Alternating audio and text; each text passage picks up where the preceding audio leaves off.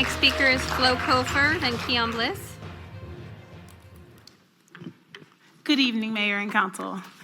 This is difficult to do, and my leg is shaking because it is difficult to speak truth to power. And at the same time, if you lie about your pain, and people will kill you and say you enjoyed it.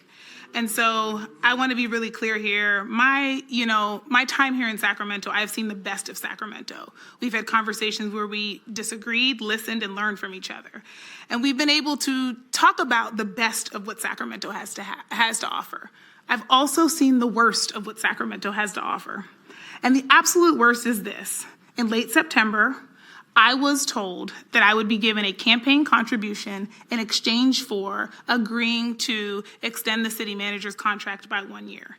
And I was told that this had to happen because the city required stability.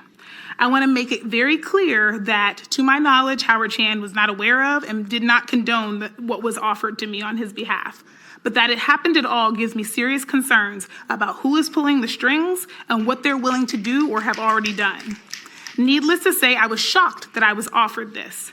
Before I launched my campaign, I decided not to take corporate PAC money because of the influence of money in politics. And I was particularly concerned that the influence often works against the interests of the people who live here. And naively, I always assumed that the influence was implied. I never expected a blatant offer of a campaign contribution to take a political action. But given the casual ease with which it was offered, I can't help but wonder if I'm the only one in town who has had this experience.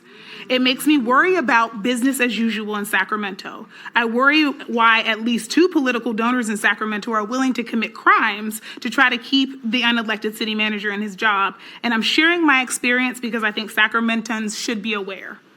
I've seen the best of Sacramento, and this is not it.